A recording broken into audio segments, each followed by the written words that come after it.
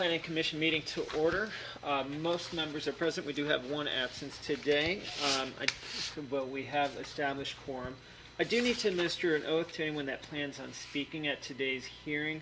All you have to do is say I do after I mention it. Do you swear or affirm to tell the truth to the best of your ability to this commission? All right, thank you. Disposition of last meeting minutes is first on our agenda. Has everyone had a moment to review them? They are attached to the back side of your agenda if you had not. I read them online. I move we accept the minutes. I will. Second. Nancy will second the motion. Any further discussion on the minutes or comments? All those in favor say aye. Aye. Any opposition? All right, minutes are approved. Thank you, Shar. We do have a number of cases on our agenda this meeting.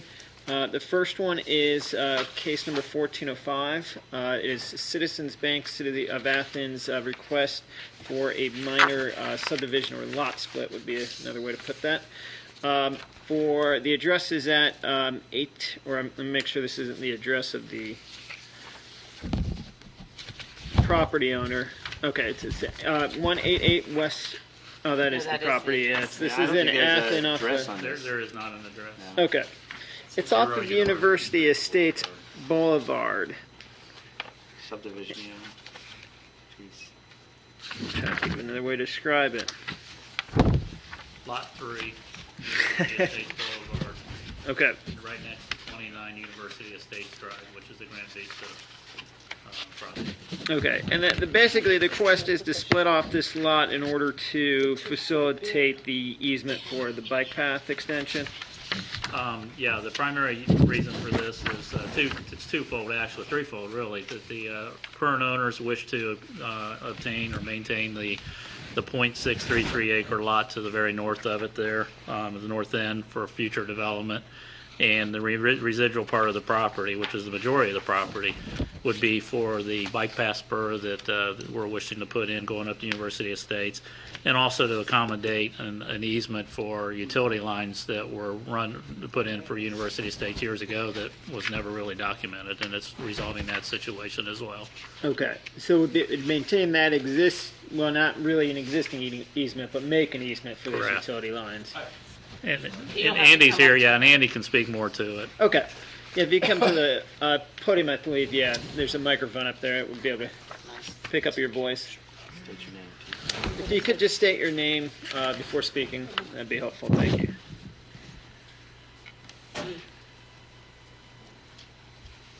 Do they have the Yes, they do. Yes, the map. larger format? So you can see it. They got it. Andy Stone. I'm the city engineer and director of public works for the city of Athens. I know it's somewhat unusual to have me here speaking before the Planning Commission kind of as a co-applicant in this. However, this action will further a goal of the cities and has been developed in concert with the city of Athens as well as Citizens Bank.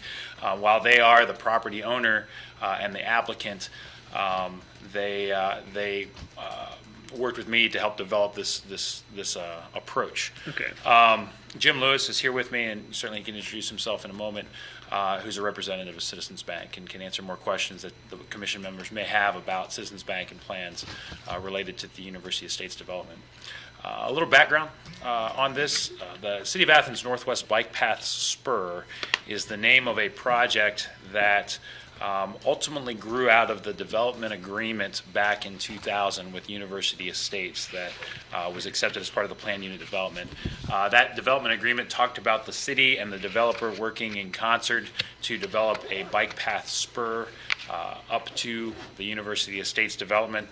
It talked about the city will apply for grants to do so and then help bring it to fruition. It didn't get into a whole lot of specifics about exactly how that would be done, and as we know, that was 15 years ago. Since then, there's been lots of turmoil, certainly related to University Estates that you all are aware of. However, it has still been a stated goal of the city in recent years under the Bike and Pedestrian Master Plan to bring this bike path spur to fruition. The first step we took in 2010 with the construction of what we called Northwest Bike Path Spur Phase 1, and that was through a Recreational Trails Fund grant, which is a federal grant administered by the Ohio Department of Natural Resources. The City of Athens applied for that, received it, and built a spur off of the Hockhocking and Edina Bikeway up to the old railroad bed, and then subsequently reused with a timber deck the old railroad Baltimore, or correction, Belpre to Cincinnati rail line there across the bridge off of the West State Street Park, and then it terminated. That project, all we had the money to do basically was to get across the river with that project.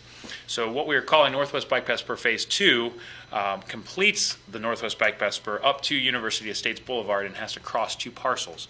The first parcel is the what we refer to as the Hope parcel, which the City of Athens recently purchased via a Clean Ohio Conservation grant from the Hope family. And this is the lowland, approximately a 12-acre parcel adjacent to Armitage Road. And we are actively in design right now on recreating a high-quality wetland in that area, rather than an invasive species-filled former farm field. And ultimately, we will cross that area with a section of the bike path, utilize Armitage Road to cross the active railroad tracks, and then access University Estates Lot 3 in order to reach the final leg up to University Estates Boulevard. University Estates Lot 3 is the only lot which currently is not owned by the city. It is owned by Citizens Bank Corp, or specifically the holding company for Citizens Bank that Jim can explain a little bit more if you're interested. And about 6 months ago, I approached the president of Citizens Bank, Ron Reed, and spoke to him about the city's desire to gain an easement to build this final portion of the spur. We kind of went back and forth about how exactly we would build this, and they certainly considered it because they recognized as the holder of many of the University Estates lots now that there was a development agreement in place for a long period of time that spoke to this bike path and see the value of it to the community. Certainly the goal of the bank, and I don't want to put words in Jim's mouth, but is to go ahead and sell the property that they acquired in lieu of foreclosure up there in the University Estates development. And this parcel, in its current configuration as Lot 3, is almost all unbuildable for real estate development because of the steep terrain inside the lot. However, there is a portion at the extreme north portion of the parcel that is flat and has frontage on University Estates Boulevard as well as the undeveloped road that was part of the original development. And that is a buildable parcel that would be usable and perhaps have some value and would be able to bring some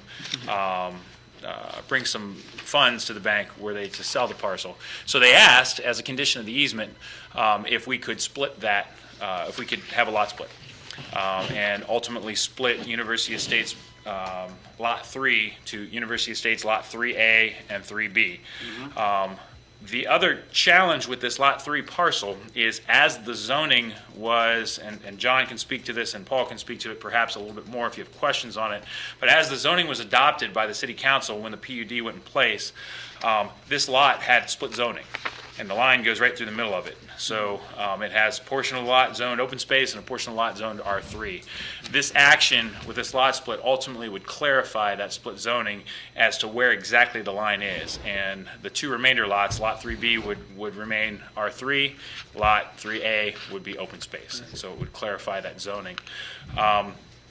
So Citizens Bank asked, hey, can we have this lot split in exchange for donating the easement to the City of Athens in order to build this bike path? And we looked at where could we fit it, how can we make it work, and we think that we can make it work in this manner.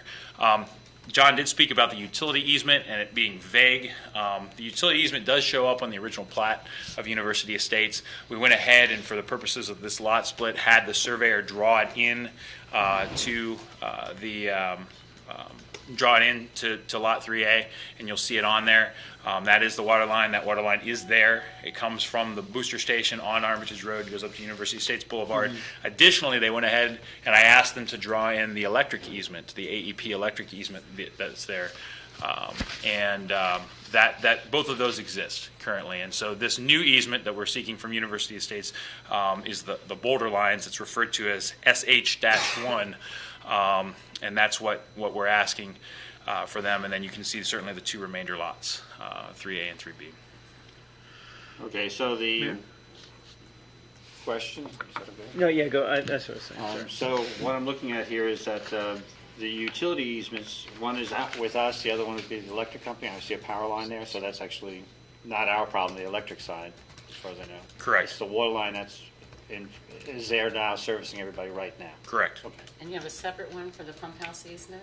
So this will be essentially the third easement? The pump house and water line are both recorded as easements on the original plat. Now, the pump house itself may actually physically sit inside the Armitage Road right-of-way, but for all intents and purposes, that original plat shows a larger square for the pump station down at the bottom, and it Right. shows a 15-foot wide or 10-foot wide utility easement up through the ravine to University Estates Boulevard. And that portion of Armitage Road is ours or is it townships? That portion of Armitage Road,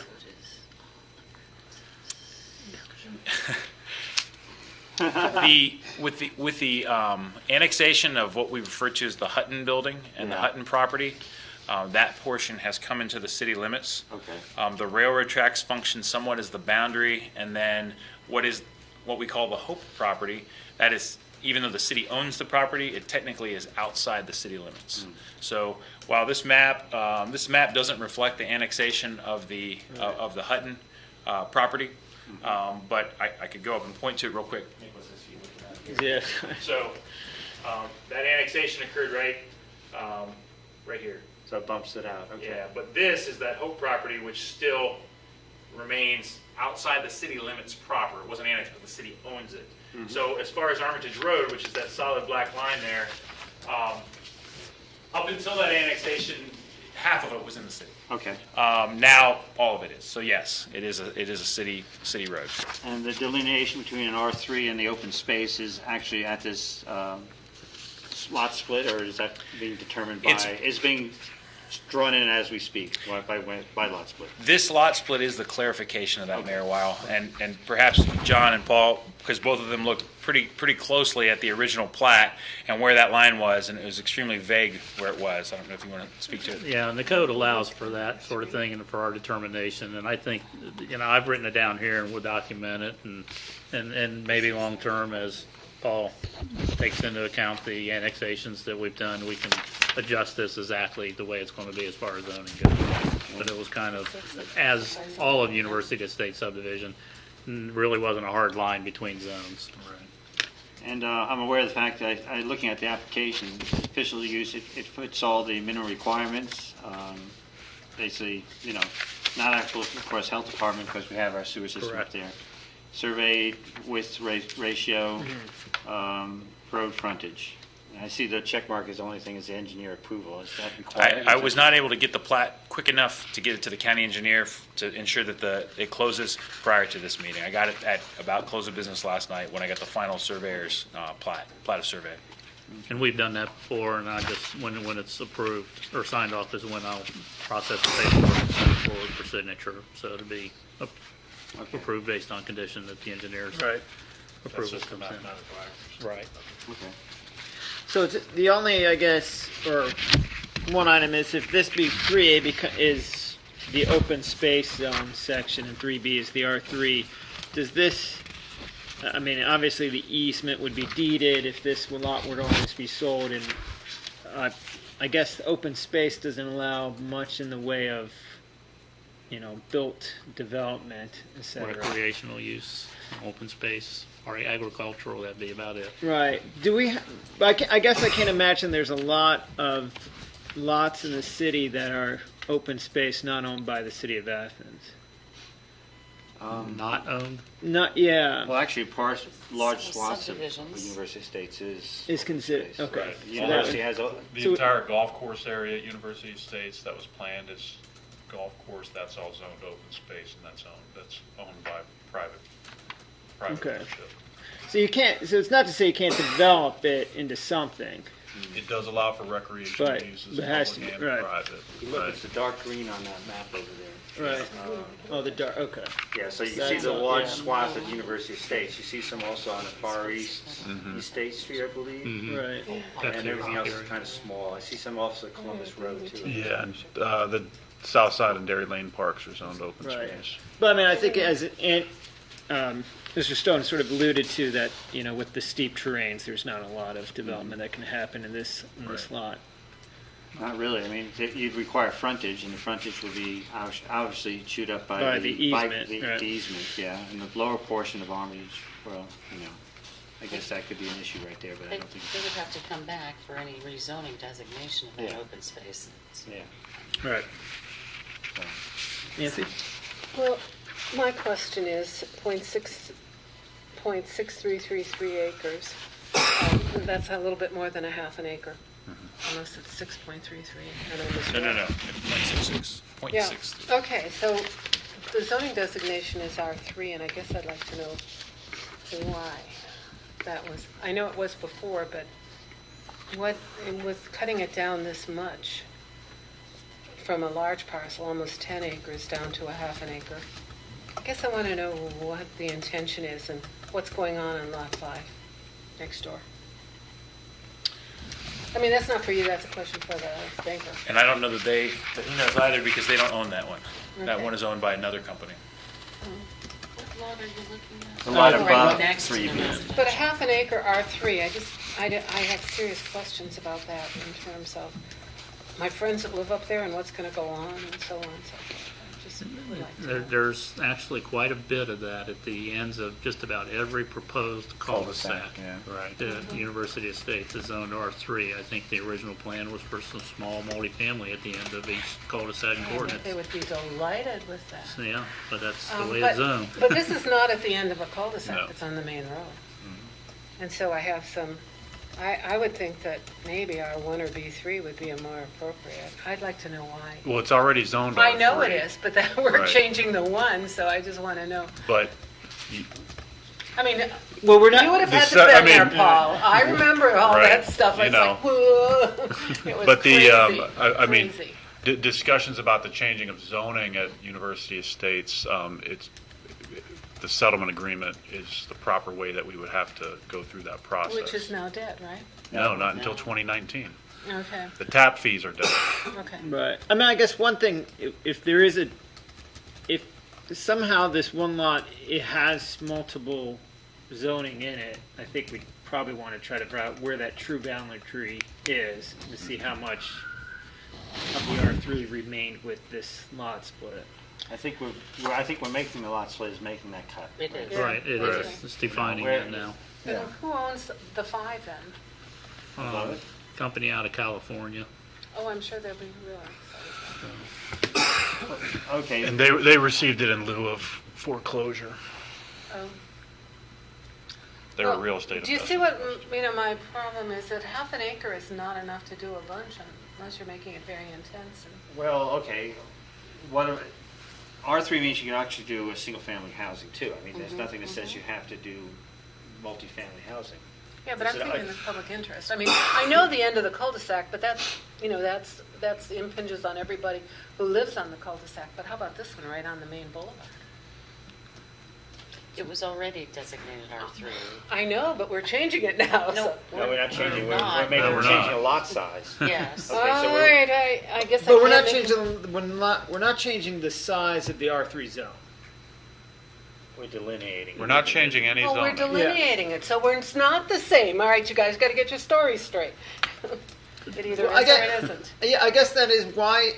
So the zone was, I think, what Nancy might be trying to say, and correct me if I'm wrong, is that where this line is being drawn to split up these two lots corresponds exactly where the two zones are divided between open space and R3, correct? Not Oh, exactly.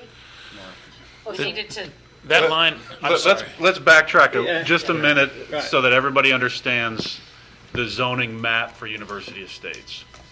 The zoning map, which you're seeing up there, is based upon an approximation of where zoning designations should be based upon the original development agreement and plans that Dr. Conard gave to the city of Athens in 2000 or 2001, somewhere in that. Okay. A map this size with magic The- marker borders, right? None of that land was subdivided at that time, or it was Okay, I see. subdivided. It was like 5 big parcels, and you With no had- roads either.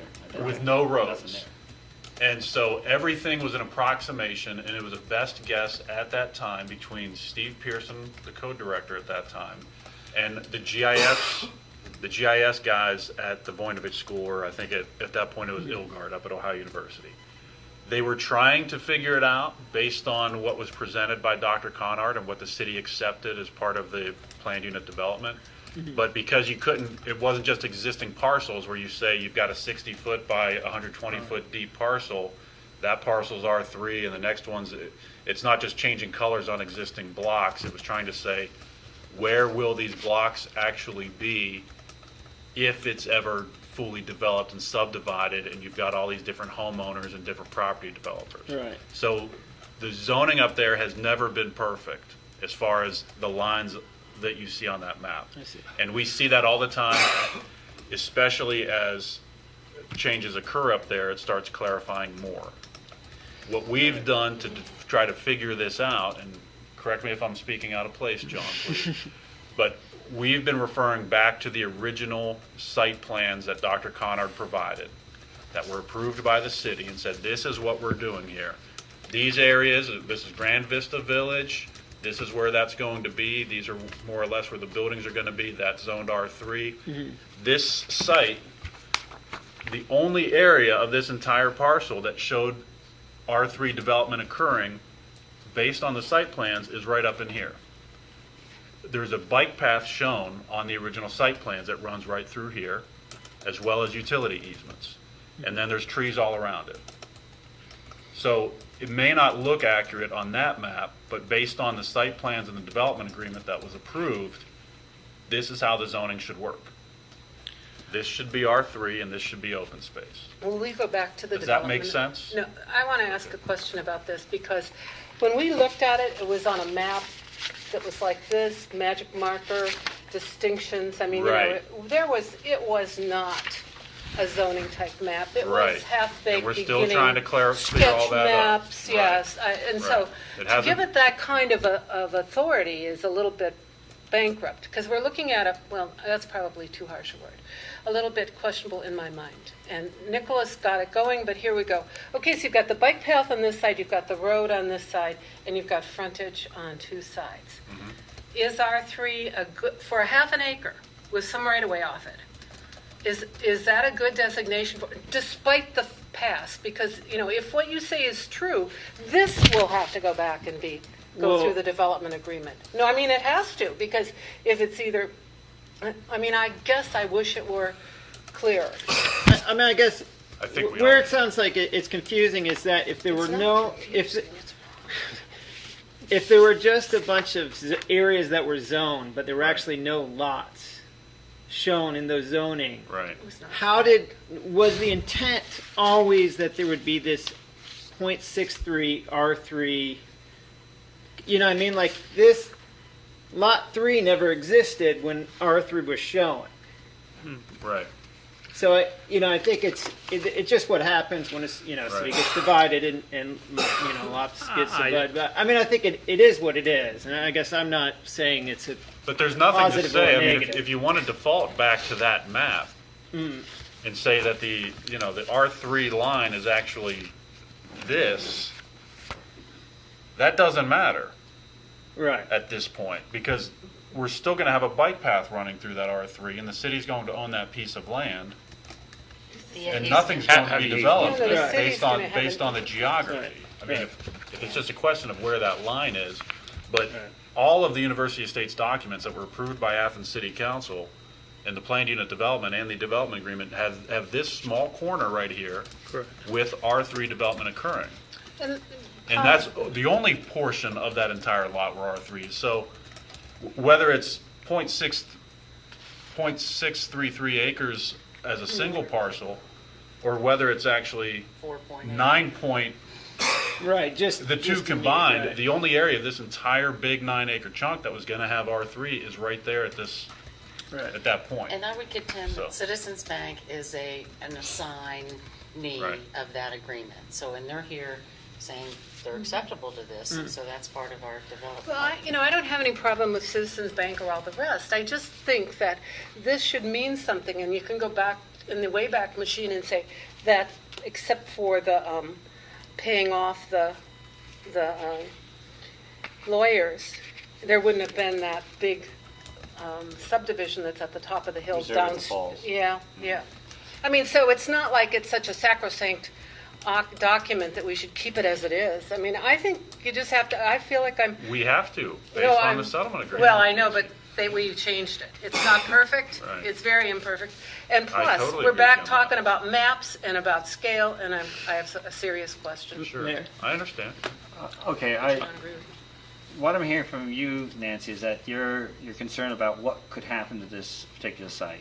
I mean, if we really want to go through the process, and I don't have both controls with me, we could actually say, okay, Right. what is possible in a .633 acre R3? I mean, Where how only many condos can you put 60% in there? can be developed, of Yeah. the 40% would need to stay impervious. So that's a start right there. We Right. know that much. We know that there's a certain minimum footprint per bed that you can allow. So we know Per there's unit. limitations on this. per unit. You know, per unit. Yeah. We could put a brewery. I don't think you put a brewery in an R3. And if I may, Andy, some of the delineation was so that you could accommodate and engineer your bike path. Correct. Two things. To the previous discussion about the original intent, the original development agreement had and you know, we recognize that this is probably kind of imaginary, but the original development agreement had a concept of a public safety building being on that corner. And this would be the fire station 2 or 3 that Connor envisioned being at University Estates. However, to Paula's point about where that line ended up being drawn, functionally that line is drawn where the land goes from this to this. Right. Yeah. And so the portion that the most that we could fit in this Horizontal portion. at Citizens Bank request fell into the .633 acres. And that's where we drew it. And by how the easement looks with the switchback there and the bike path, I mean, it sounds like you need it all that you could get to get that bike path. To get the bike path up Oh, to that's University great. States Boulevard, fitting it. I mean, it would have been extremely convenient just to use that space Right. and put it all. But again, we're asking them to donate this easement, and you know they're trying to get a little bit of money back for some of the money they lost in their. And technically, this deed in lieu entire foreclosure. parcel can be R3, because the code does state that when a zoning is split through a property, Right. it could go to the least restrictive of the two. So just by clarifying this up and knowing that the bike path would be No, there, that helps. so, yeah, but it could be Those entirely sites are R3. nice, yeah. Right. Yeah, I mean, I think it is a problem with it being zoned without the lots appearing on there now. It'd probably be helpful to have that, and I'm sure this exercise has already been done on the GIS, but just to look at, or needs to be done. Most of those lots are still Still 200, not 300 right. acre parcels. Right. Yeah, with But it will be with corrected. floating zones Right. within them. Yeah. Right. I but I there's- remember Gary Hunter always saying, yeah, and the whole thing was a debacle, I guess, from start to finish in the sense of planning, but that's just my opinion, Right. for what it's worth. But and I mean, I guess it does prove that it is kind of imaginary and meaningless, because depending on how those lots are split up, you could keep on taking the least restrictive. If you just make sure you get that little Especially corner if in the it's- R3, and the rest can be Follow open his space, it all rules. becomes R3 then. So, I think we're talking about a bigger issue that's different from the actual request for the lots, but I think it's just good discussion now. So, are there further comments or questions? We do have Jim Lewis here as well, representing Citizens Bank. Are there questions any commission members or had for him? Do you want to add anything? I guess is the question. I have nothing to add, save that, I mean, what Mr. Stone has already stated is accurate. I mean, that's the way this developed. All right. Thank you for your comment. Thank you as well, Mr. Stone. Any other questions or discussion, comments by commission members? I guess I wonder if it'll be better in future subdivisions that we see from this place. When you say better, you mean other developments besides Yeah, this? any future divisions and developments. Well, if I remember the original plat that was put together by Dr. Conard, he had major bridle paths networked throughout the entire footprint of that. And I think that was a required variance at the time, before my time, I think, on council. The bottom line, of course, that required variance. So we could see actually some changes, some other issues occurring later down the line with that, because that did cut some of the lot-to-lot alignments, if I remember correctly. And it's been a long time since I've looked at the map and found out I where can those were. reassure you that in the future, you're going to see, I've already getting requests from property owners acquiring about how they can acquire their part of the property that was supposed to be the equestrian trail. Yeah. So that's for, we'll worry about that as it comes and how we want to handle Right. that. I mean, those requests may have to go back to city council. Yes, that and type realize of if we thing. talk about rezoning Probably something, will, basically we have to follow the process of rezoning. I mean, we're going to say, well, let's turn this to an R1 zone. I think, I'm not sure if that's what you're discussing. I was thinking B3. B3. Well, okay, but there's no joining B3 out there, so, I mean, at that particular junction. I Just just wanted beyond to it. know why it was this way and, B3. sort of an island by itself. Well, Well- it wasn't. It was part of probably more to the north is R3 as well along that university. Owned by California. Actually, more to the Yeah. north on that side is B3. Yeah. Everything But on just that to side? immediate to the north is still R3. Yeah.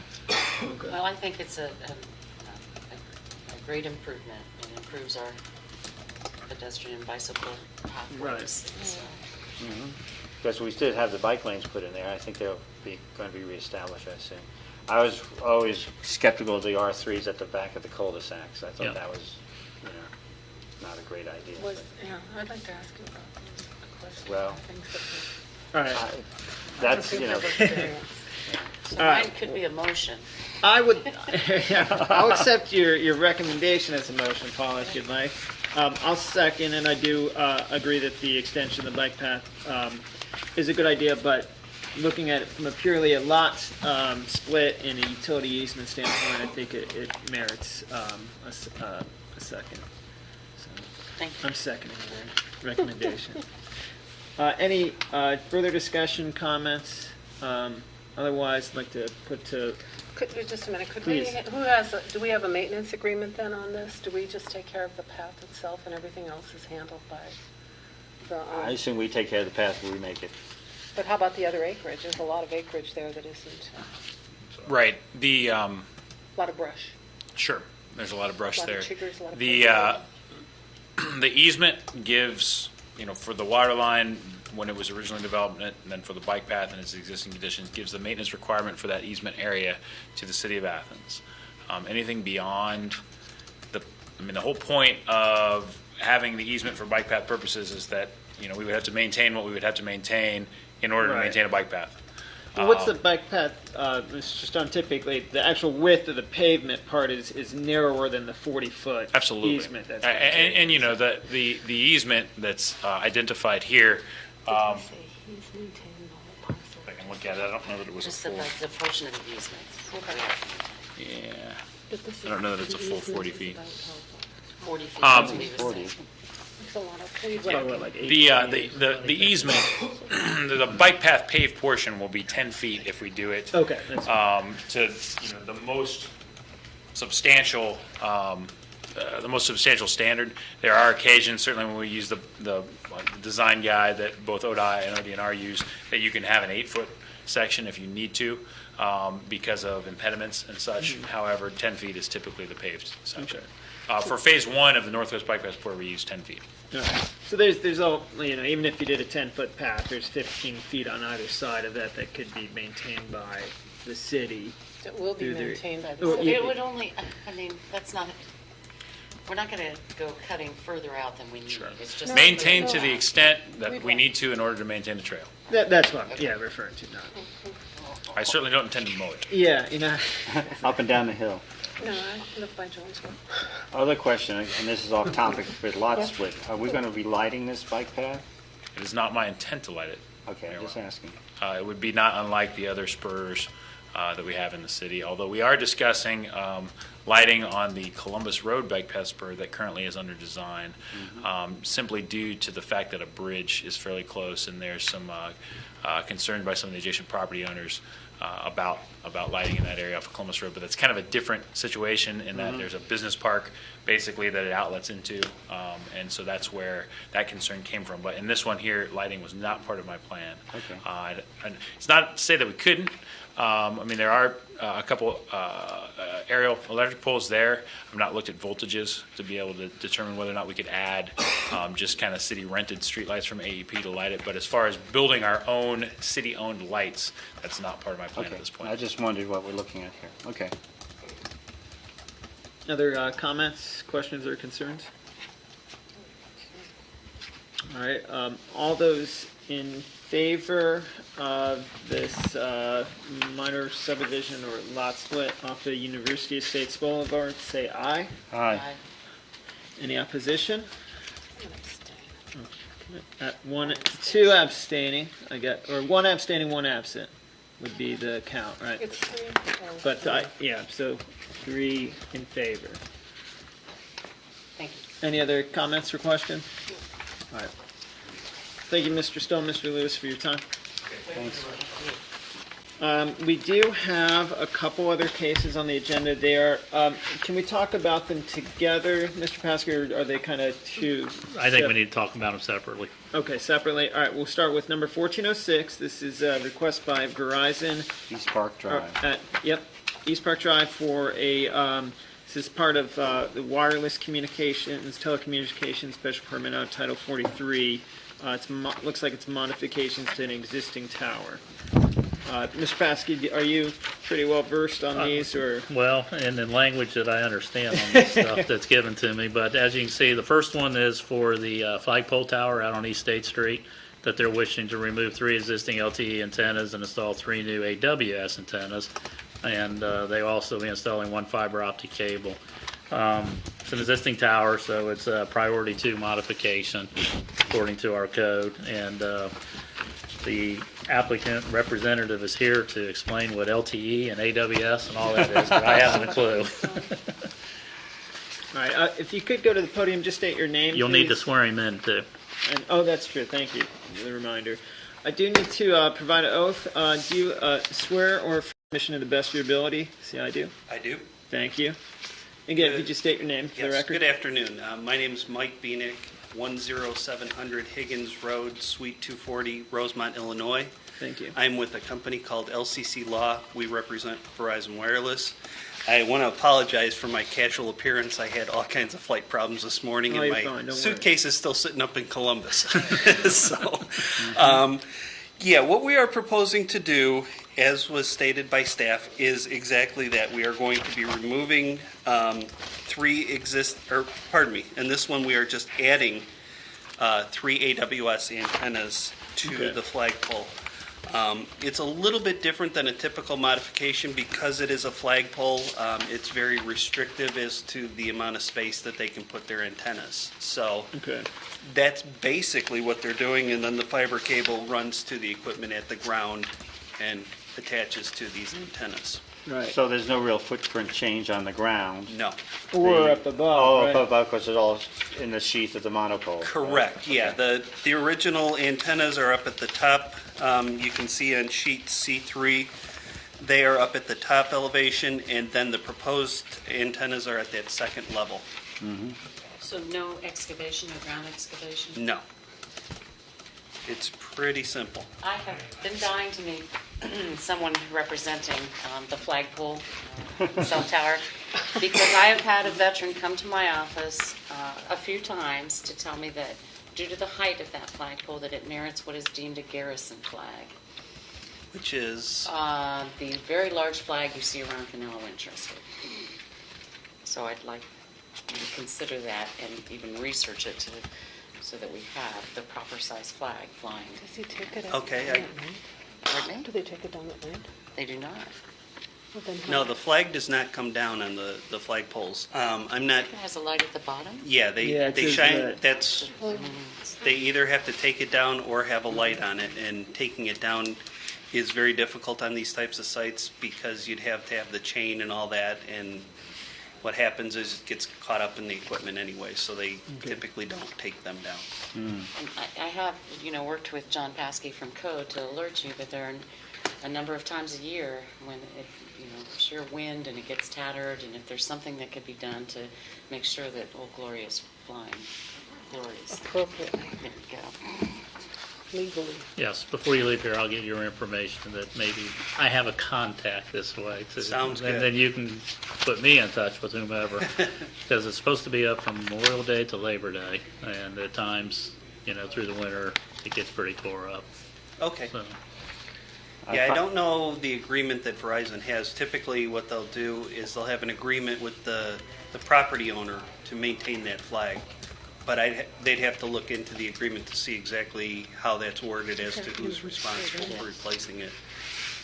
But usually they'll provide the flag to the university, and the university takes care of it. right.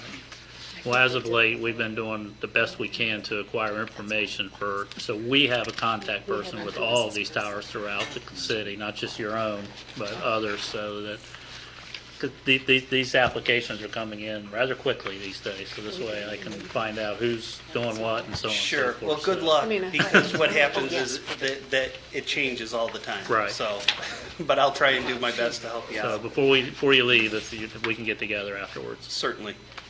And my understanding, and maybe you know, Mayor, was that it was former Planning Commission, Mrs. Frisley, who required the flag in order for this approval when it was first brought forward. Before my time, but Okay. more than likely knowing her, yes. And I know we get complaints whenever it goes down for the winter because everybody says, where's the flag? Or if it's tattered.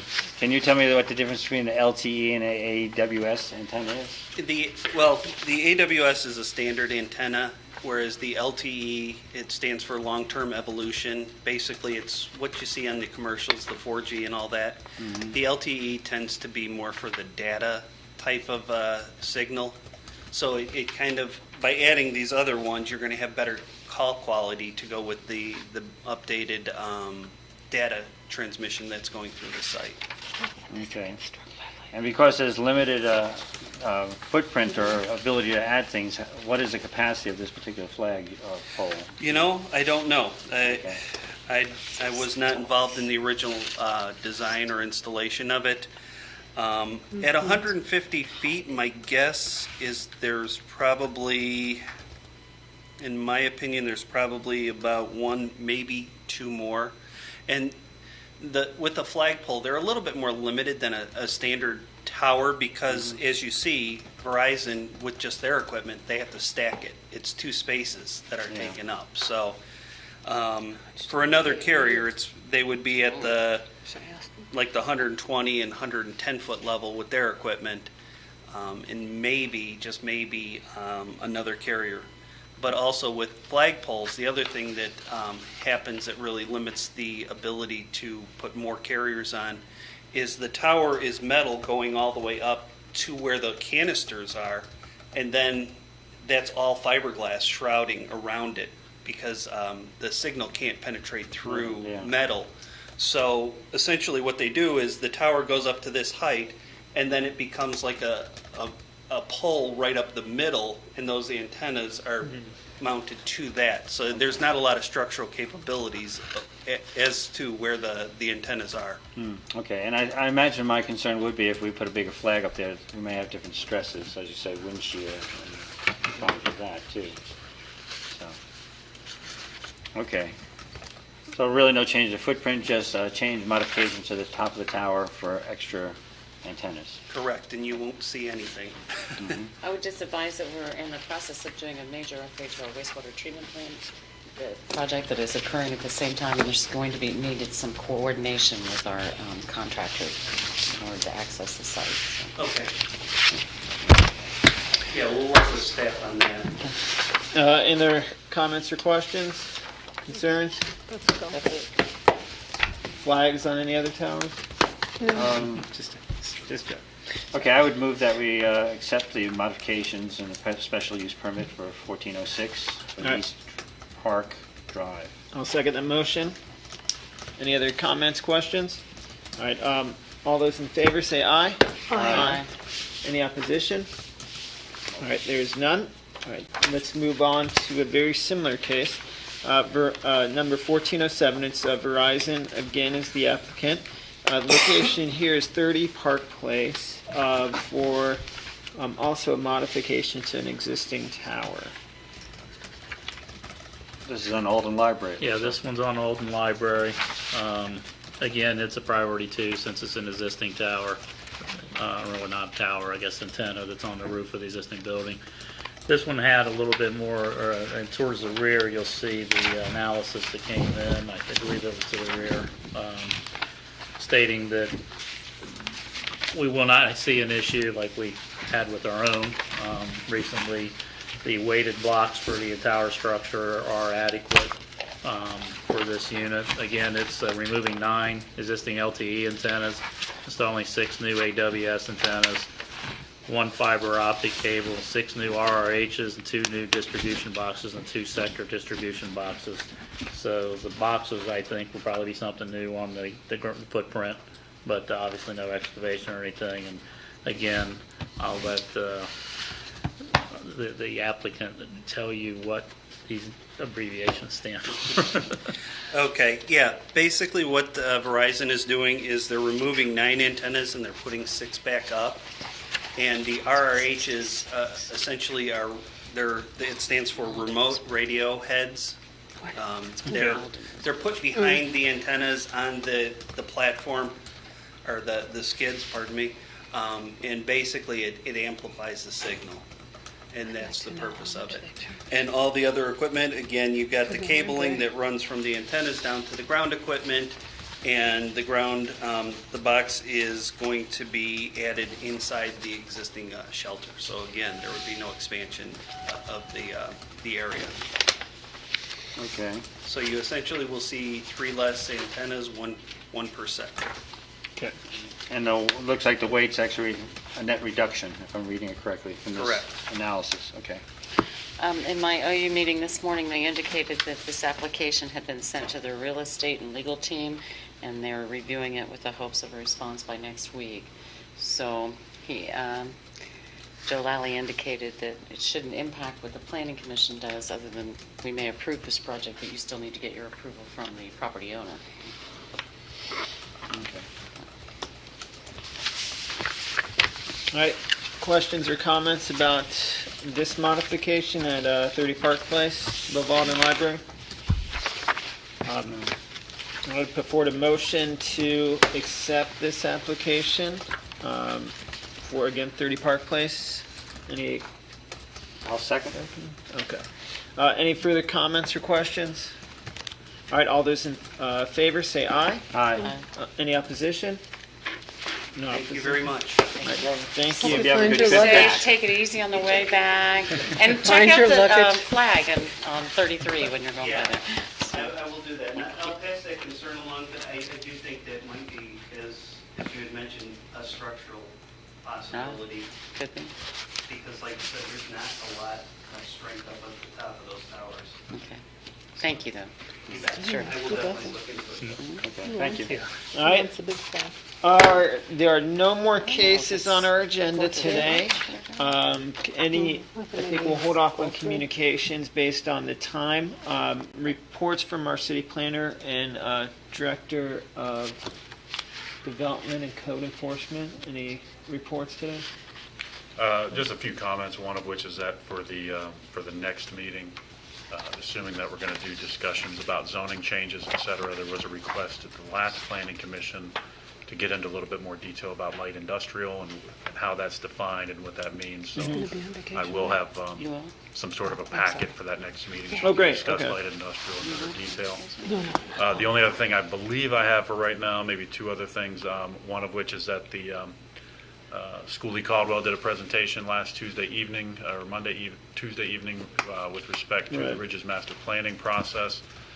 That seemed to be very well received by all in attendance, and especially with those in the community and the historic preservation, people with historic preservation interests. So I think that went very well. I did a presentation last Friday morning for the Chamber of Commerce, myself and Steve Pearson, Nelsonville's co-director, and Jeff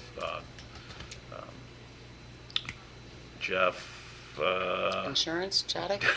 no, county engineer, Jeff Maiden. Maiden. Jeff Maiden. Can't believe I forgot Jeff's name. I apologize, Jeff. So the three of us did some presentations discussing, and they also had a representative from the insurance industry who came down from Columbus, from Westfield Insurance, to talk about all of the impacts and some of the changes with the Bigger to Waters Act of 2012, which had some major changes to flood insurance standards and policies and all of that. A lot of those standards have actually been clawed back and Right. canceled by our friends in Washington within the last 2 months because of significant outcry from flood insurance premium payers. So there hasn't been much change actually when all was said and done. But we did have some really good discussions about what that means to actually develop in floodplains and the impacts of the mapping on from a developer standpoint. Very good discussion. Okay. That's all I have right now. All right, thank Unless you. anybody on the commission has questions or Oh, comments.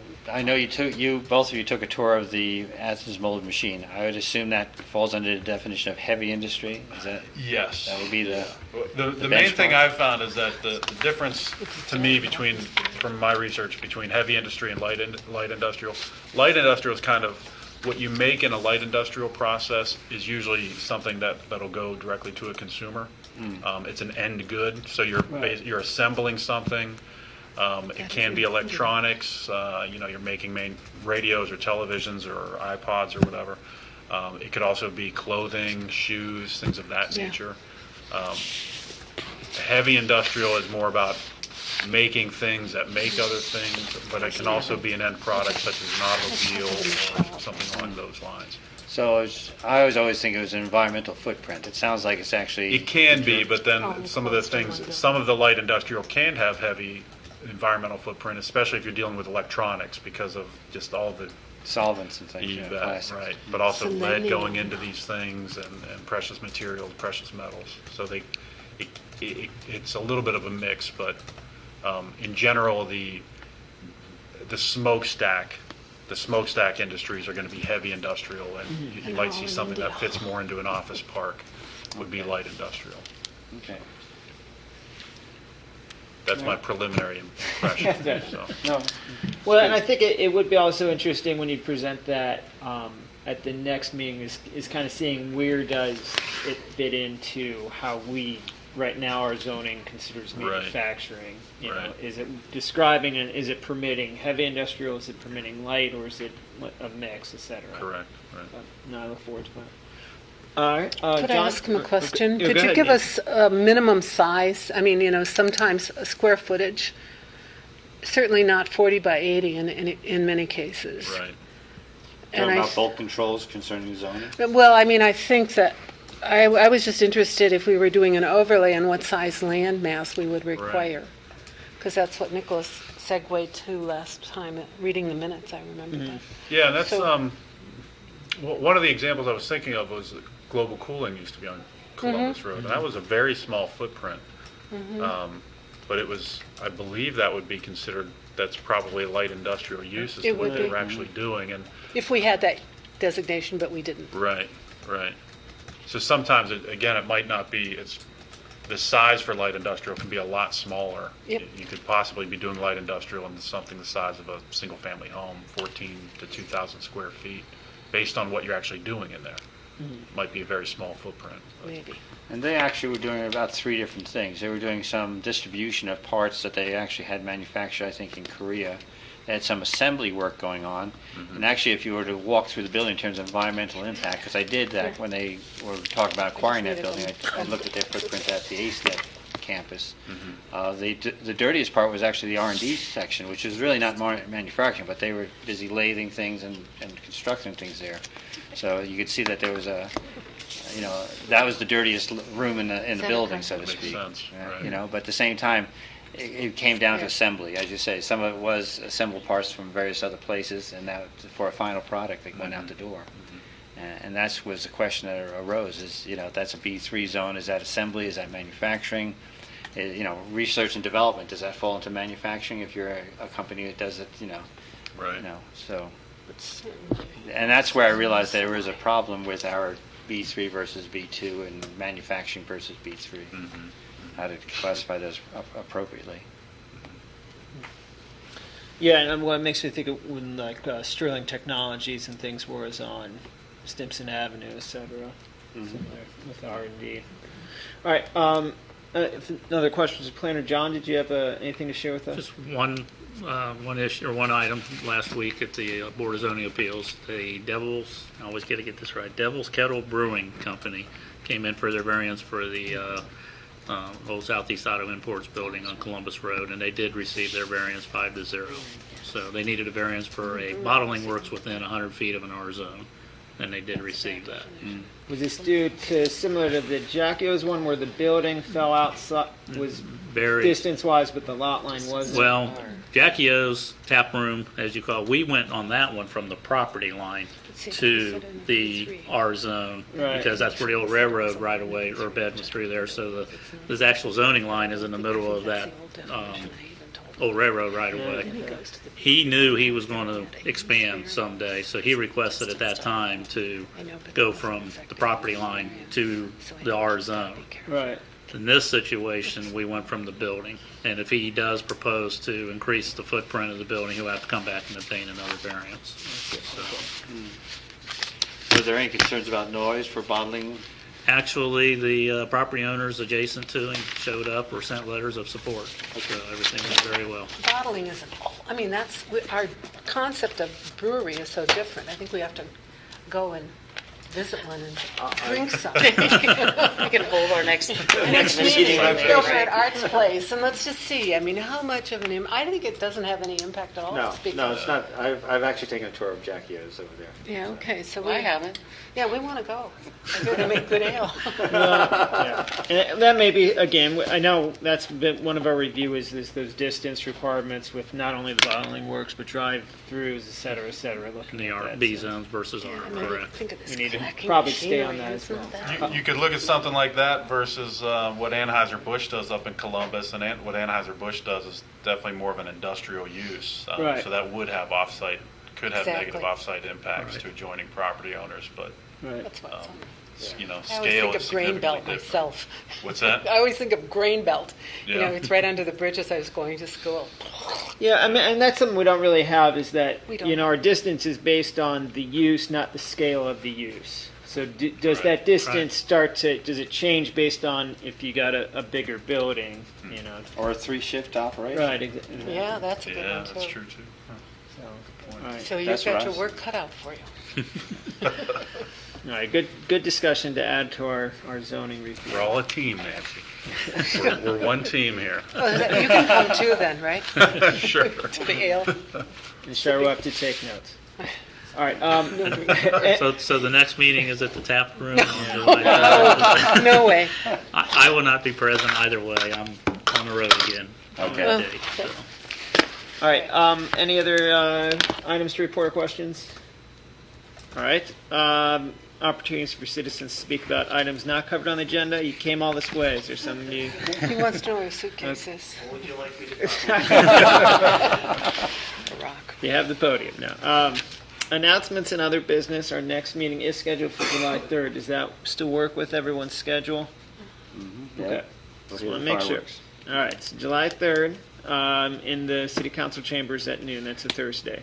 Any other announcements? All right. We are now adjourned. Thank you. Thank you. Wait a second. Can you just sign your name? Okay. Always in. I have to go. I'll